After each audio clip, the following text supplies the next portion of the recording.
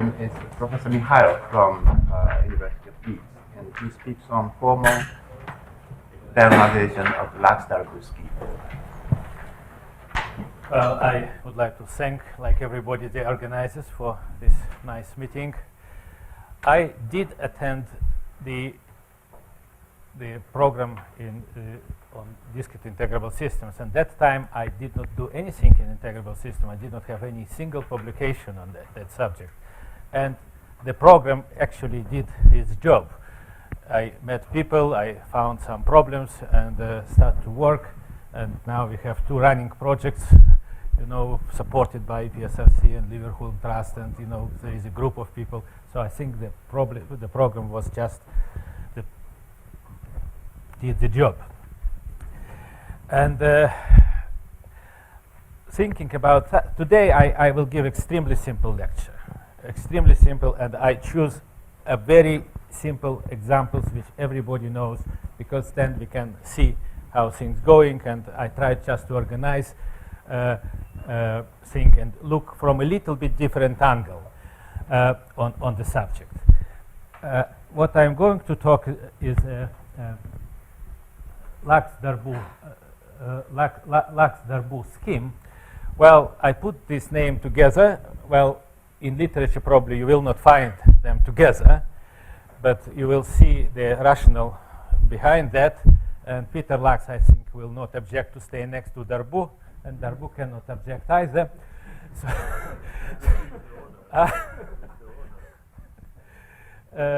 well, it sounds better, actually, this talk was already been presented in a number of meetings, like in Moscow and Ufa, and available in Russian on this site. So it's not the first time I present, but I never presented to this audience, so that is why I choose this subject. So I'm talking about Lax-Darboux scheme, and that scheme will contain, will have some, first I will describe what I mean by Darboux Lax structure, what I will look on Darboux maps like on the automorphisms of the Lax structure, and the partial differential equations or discrete equations that we all discuss here will be as a result of a Bianchi commutativity for Darboux maps. Then the central result probably of my talk will be a theorem of common conservation laws. We will see that conservation laws for differential difference, and partial differential equations have a very nice and neat connection between each other. As example, I will use nonlinear Schrödinger equation, which people know very well, and all formulas. Everybody, I think, will have some association. I did it on purpose. I could choose some exotic example, but the simpler examples, the better, I think. Right. First, let's talk about notations, and about some notations and things. Well, I will restrict myself only by a simplest case of evolutionary equations. Many things can be extended to non-evolutionary equations and even further, but for my purpose today, evolutionary will be good enough, and I think it's much easier to deal with evolutionary equations. And that will be system of equations, so u is a vector variables, dk, dx is a derivatives, and that is a number of derivatives, and the order of equation is the highest derivative. And well, I will assume that our all functions are elements of some differential field or ring, and that we will talk about that a bit later. I don't want to go to differential-difference algebra today. Just let's keep things as simple as possible. By differential-difference equations, which also I will assume evolutionary, I will understand equations which have continuous variable x, and we have derivative in x, which explicitly, and functions which depends on finite number of shifts, or of these discrete variables. So by order of this equation, we will understand a pair of 2 numbers, the lowest and the highest shift. That is the order, it's already 2. And partial difference equations are equations on the lattice. So we have a dependent variable u and independent variables n and m. We have two automorphisms or shifts s and t, s shift in n direction and t in m direction. And that is some usually polynomial rational function, or we can consider as a function, but any, there are always some kind of change of variables. We can restrict ourselves with rational functions, not was an exponential we will have today.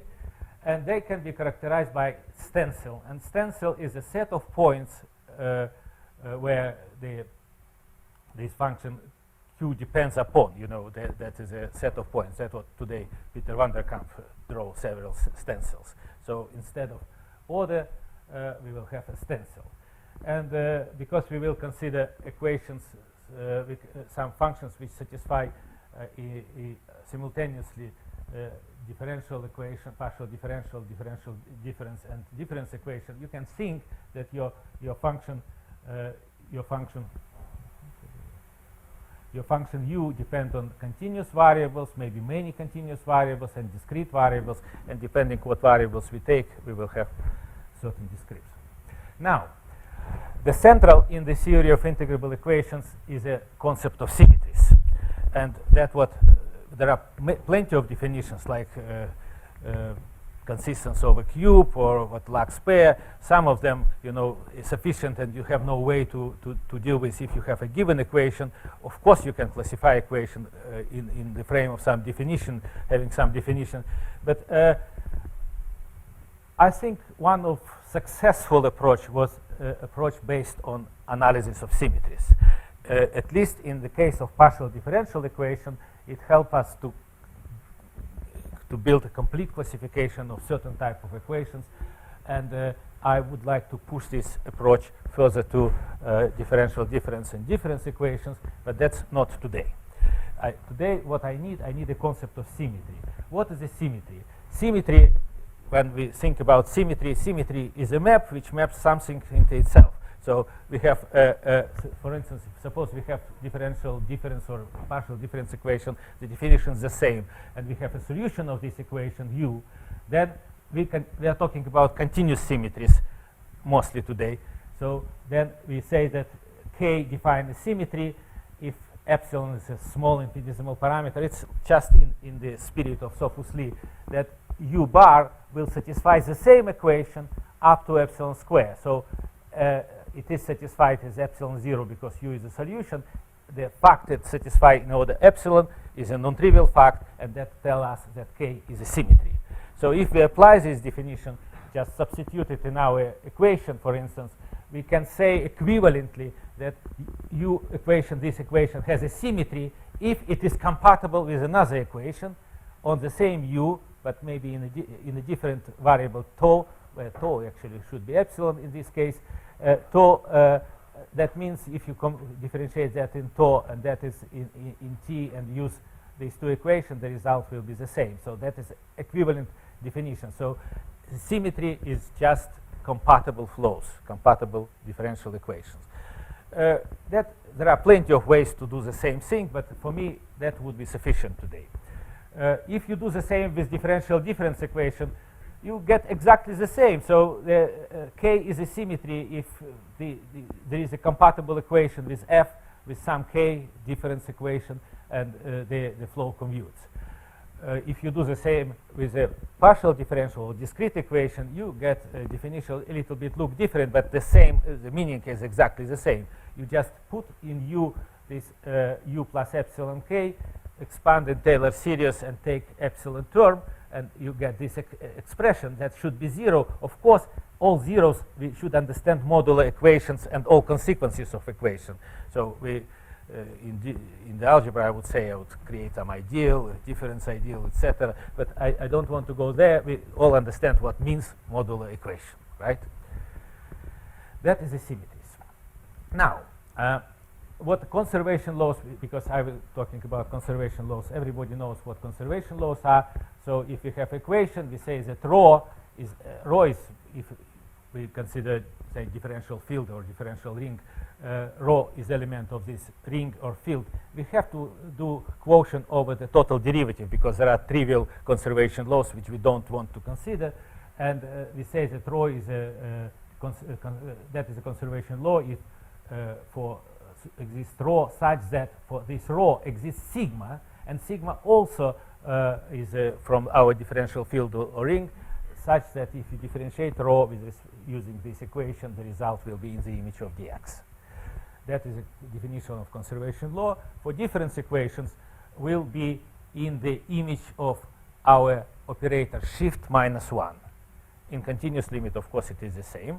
And if you go to difference equation, then you say that rho is a conservation law. If you shift minus 1 in one direction, will be in the image of shift minus 1 in another direction. It's a very standard definition, but I just want to list them because I will use them.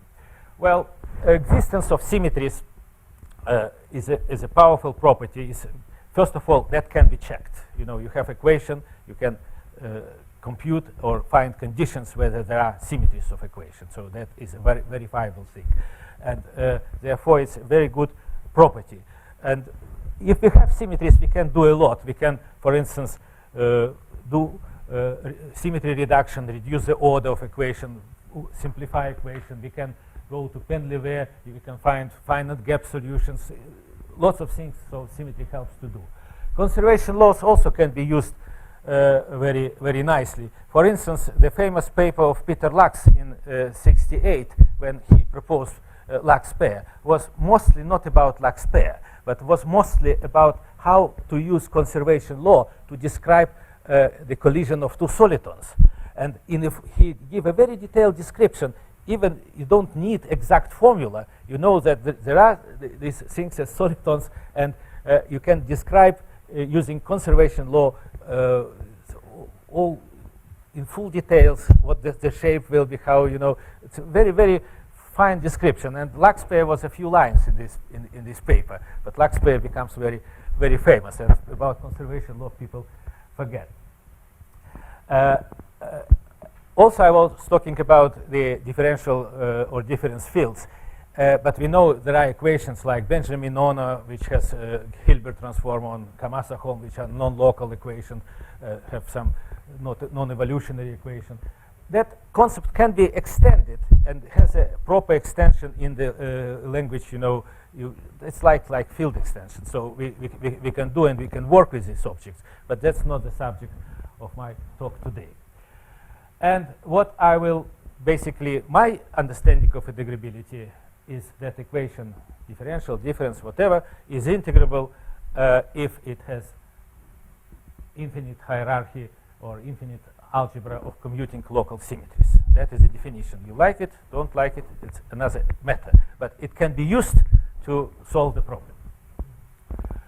Right. Now, what I mean by Darboux-Lax scheme. If we have, so integrable equation has symmetries, infinitely many. And in the Lax approach, or I will call Lax structure, with this equation as symmetries, we associate Lax pair. It's a pair of two operators, and such that the commutator of L operator with some operator AK, and this K, TK will give us time, give us equation itself. It's equivalent to the equation. And the commutator with other operators in this sequence give us symmetries, and these operators A, P, and Q commute modulo our equation and symmetries. And in order to be explicit, I will give you example, which was built in '71 by Zakharov and Shabbat, was second example of after Korteweg, that nonlinear Schrödinger equation, that is two operators. U is a matrix, that is dx minus u is a matrix. V1 is a constant matrix, V0, V1, etc. You can construct Vk recursively. You can find this B as many as you wish. And so you can construct these operators AP, and if you do these commutators, you will find symmetries of nonlinear Schrödinger phase, Galilean equation itself, modified. Usually people use equation in this form, but I will use it in this real form. Now, what is Darboux? maybe this terminology is not standard a little bit, but I think this idea about the Darboux maps, Darboux transformation was brought to the community by Volodya Matveyev. He told me that he brings this terminology, and I think it's quite useful. So what we have Lax structure, commuting operators. If we have commuting operators, then there exists fundamental solution, which is a solution of all systems at once, you know, the common fundamental solution. Now, Darboux map is a map of fundamental solution to a new fundamental solution of for operators with a new potentials, I would say, with this U, which I define U bar. We will see in a moment.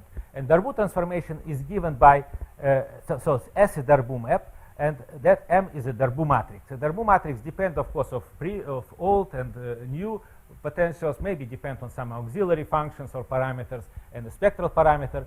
And so you have, suppose U is a solution of our, satisfy here, and then we construct new fundamental solution, a new U bar, and we and that means that they also commute. So we map one solution equation to another solution of equation. And if we now check the compatibility that shift commute with dx, we will have this equation for Darboux matrix, and that will produce to us differential difference equation. If you do with higher operators AP or AK, then you get this equation. That will be symmetries of this differential difference equation.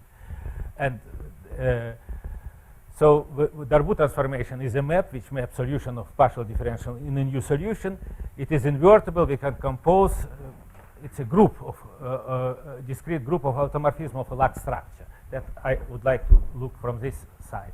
If you go to our example and Darboux is rational, now we can ask, well, rational function can be always decomposed as a product of elementary multipliers, elementary roots, right? Like a polynomial. So Darboux also can be decomposed in elementary Darboux. And there is a theorem, I don't know who, I think Matveyev told me that in some paper of Sal, but I found it in the dissertation of Adler, the theorem that for NLS, any Darboux transformation can be decomposed in the composition of these three. So we have that Darboux transformation, this and this one, and the inverse. So any rational Darboux transformation is a composition of these three. And we are interested in elementary Darboux transformation mostly now because they are elementary. And if you now substitute in our equation that Darboux commute with dx, that gives us trivial, well, trivial, but it's correct that if you have P and Q is a solution, then P multiplied by alpha square and Q minus alpha square is also a solution. It's just a Lie transformation, Lie symmetry. If you take this Darboux transformation with alpha, alpha is a some parameter, so Darboux depends on alpha, you have this system of equation, and if you use tau, you will get this system of equation. Well, they look a little bit inhuman, so let's do in human notation. If you say that S is a shift, so shift usually we describe by index. If you do that, you will recognize these equations. I don't know who was the first, I think Raniska, Merola, and well, it's long ago, something 80s, this equation was known. This equation, that is a system of equations which comes from that. And if you do from tau, you will find that, okay, you have explicit, if P and Q solution of our nonlinear Schrödinger equation, that will be a new solution. Just do this transformation, and you have a new solution. You can check the solution maps into solution. And that system of equation, if you just introduce variable P as exponential phi, that is exactly the total lattice. So what is the difference for you between Darboux and symmetry? Darboux give us discrete map, and by symmetry, yes, it's a discrete symmetry. Yeah, it's a discrete symmetry. No, there are discrete symmetries and there are continuous symmetries. And that Darboux is a discrete symmetries. Discrete is much more difficult to study. You know, it's continuous is easier. Discrete is difficult. Right. If what happens with other operators, if you do the commutator with other operators, I tell you that you get asymmetries, or you get asymmetries. Okay, we had these operators for Schrödinger. We substitute our Darboux and do this compute this commutator, and you get a hierarchy of symmetries for the total lattice. Now, what is a partial difference equations? We use the idea that Darboux maps, if we impose the Darboux maps commute, which is actually not necessary. We can consider other situations, but let's consider the Darboux maps commute. And the Darboux maps commute, that immediately leads to the following equation for the Darboux matrices, and that can be seen as the partial difference equations, and that is in the case of nonlinear Schrödinger, or in human notation is that, and the stencil is quadrilateral. What happens? What this equation do for partial difference equation? It is just symmetries. If you do for the Toda, you will get discrete Toda lattice, which been discussed by Peter van der Kamp today, and that is a stencil. So that is just immediately follow from here. And if you compute dx with S alpha, you get a symmetry of this equation. But that is everything well known. So we get now this Darboux-Lax scheme. Darboux-Lax scheme has object operators, Lax operators, and Darboux maps, several maps and many operators. Commutator of operators give us partial differential equations. Commutator of maps with derivatives give us integral differential difference equations and with their symmetries. In literature, they also called Backlund transformation for these partial differential equations. And Bianchi commutativity produces partial difference equations, and these equations, differential difference, are continuous symmetries of those. Well, I will consider only evolutionary equations today, so that the scheme is local if it's evolutionary. Now go to main theorem. Theorem is the following. Suppose we have this Darboux-Lax scheme, some equations, some operators, all these things, and linked equations, partial differential, differential difference, and partial difference equations, which comes from Lax operators, Lax and Darboux, and commutativity of Darboux. So then, these PDEs have infinite sequence of local conservation laws. Differential difference equations of that type also have infinite sequence of conservation laws. But note that the density here becomes flux here. And this fluxes here becomes fluxes here. Now, the partial difference equations, discrete equations, have also many conservation laws, and these densities become the densities for these equations. And the proof, very short, and I think quite elegant. I will do it in a way. I will do a sketch of the proof, which is a very details can be done, but I will use. We have L operator. So we have L operators. We have Darboux operators. We have L operator, and I will assume that pole of in spectral parameter in lambda, in infinity. If not in infinity, we can do all this fractional linear transformation and move it to infinity. And if it's in infinity, and I will assume that the leading term has distinct eigenvalues. If not, we can also generalize. It's known how to deal with when eigenvalues coincide. Then there is a lemma due to Drinfeld and Sokolov in '84 that there is a formal diagonalization. So we can find W, a formal series W. I will show an example of this W such that this operator L curly will be, all coefficients will be diagonal, and that will be formal series. W start with W naught plus series in inverse powers of lambda in Laurent series, formal, and all diagonal. Moreover, all coefficients UK and Wij elements of our field, so differential polynomials or rational functions where we work. The observation is that this transformation not only diagonalizes L, but it diagonalizes all structure. It diagonalizes AK, that was noted by Greenfield-Sokolov, but it also diagonalizes all Darboux transformation which compatible with this structure. So the whole structure becomes diagonal. If you apply this transformation, all AK diagonal and every Darboux matrix become diagonal. So all entries diagonal. And from here, you immediately get the result that if you commute diagonal, you don't have commutator, you have just form of conservation law. If you apply to discrete and fully discrete, you will get that logarithm of mi, which is a diagonal logarithm, is well defined, give you a sequence of conservation law, infinite sequence, and exactly the one that we have. Let's see it on example. If you have our Schrödinger operator, then you construct W. W is easy. It starts from 1 because the leading coefficient is already diagonal, and you can find, the recursive formula for this W, which W1 is known, and W1 is explicit, and WK is recursive formula. You can find as many coefficients as you wish. You apply, and you get diagonal elements here. You can compute diagonal elements of AK, diagonal element of M, diagonal. They will be all diagonal. It's very easy to check.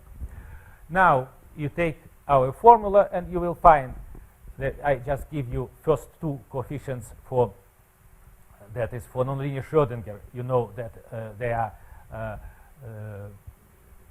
number of particles or momentum or infinitely many. And these sigmas also from the other operators and for corresponding discrete. So we have NLS have these conservation laws with its rho's and these sigmas. Differential difference NLS have these conservation laws, rho sigmas given. So everything, and the total lattice have this one, and the discrete total lattice. So everything is written, and you can compute as many as you wish at once. That's not the end of story. We can ask another question. Whether now we have, look what we have. We have Darboux, we have Lax operator, and we found Darboux. We can search how many Lax operators, that is one problem, exist, but we don't want to go there.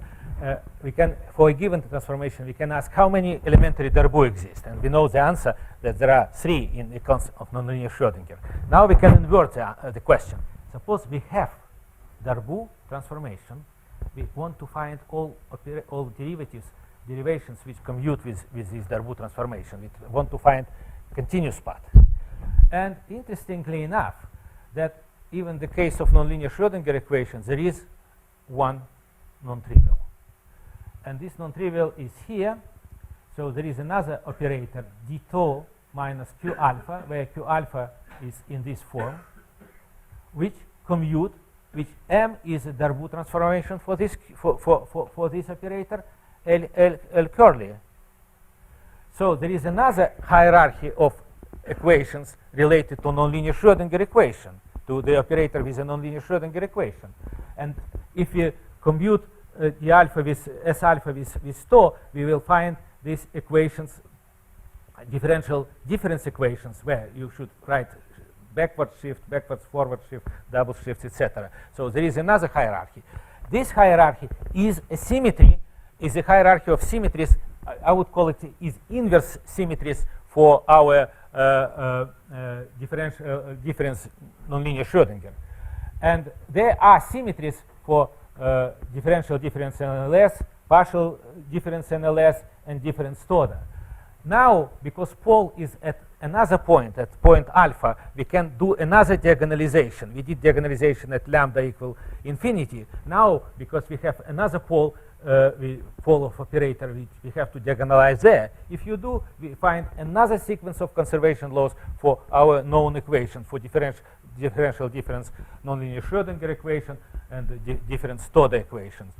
That is it. So what I want to stress here, that we have we can diagonalize the scheme simultaneously, and that produce the conservation laws uniformly for the whole equation related to the scheme.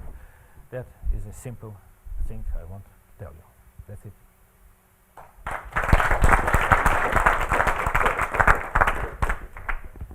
This conservation conservation laws independent of each other? Yes. Or you know? First of all, there are how conservation laws can be dependent. They can be dependent. Conservation laws are if the difference is so we have equivalence relations. If the difference of two densities is in the image of dx or a shift minus 1, they are equivalent. Otherwise, they are not, right? If they, and that is verifiable. They are independent. So your Darboux matrix is rational in lambda, is it? So why don't you consider other cases? Because it's nonsense, or?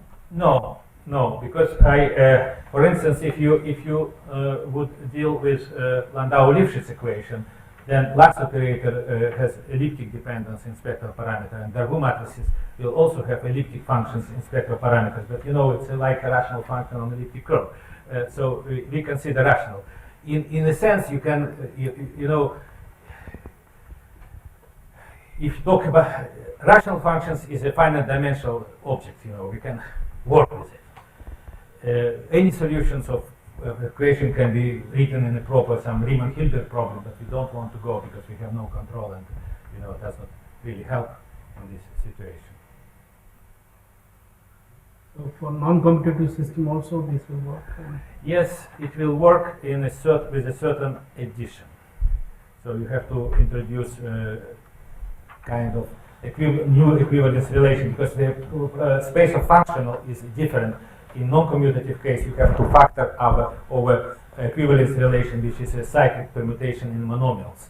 Then everything will work. Beginning of your talk, you said symmetry should be non-degenerated. What is the exact? I say that for one equation probably is okay, but for if you have system of equations, for instance, to say that you have infinitely many symmetries does not mean much. Why? Let's take some de Vries equation and another any equation which non-integrable whatever, and they decoupled. It has infinitely many symmetries, but it is not integrable, right? So to avoid these stupid examples. Yes? It seems that you have Lax-Darboux structures for inside a given hierarchy, but using gate transformation or backroom transformations, if you want to go on that, you can relate different hierarchies. So can you transfer the whole Lax-Darboux structure from one hierarchy to the other? If they connected by gauge transformation, then yes. Everything, yeah, and then it will be a Miura transformation between these two. all right. It will be a Miura transformation between these two. Last question. Can you do similar things for the KP equation? I will not answer this question. I'm not ready to answer this question, right? Because the structure of symmetries and everything is absolutely different. This structure works fine here, but multidimensional generalization not. No, first of all, the whole idea of locality have to be reconsidered. In a KP equation, you can show that the hierarchy of symmetry exists, but the non-locality, you have to do extension of your differential field by a certain, certain sequence of extensions, and then everything's set. But it's not well thought. I will not answer you this question. Okay. Sorry. Okay. And this again.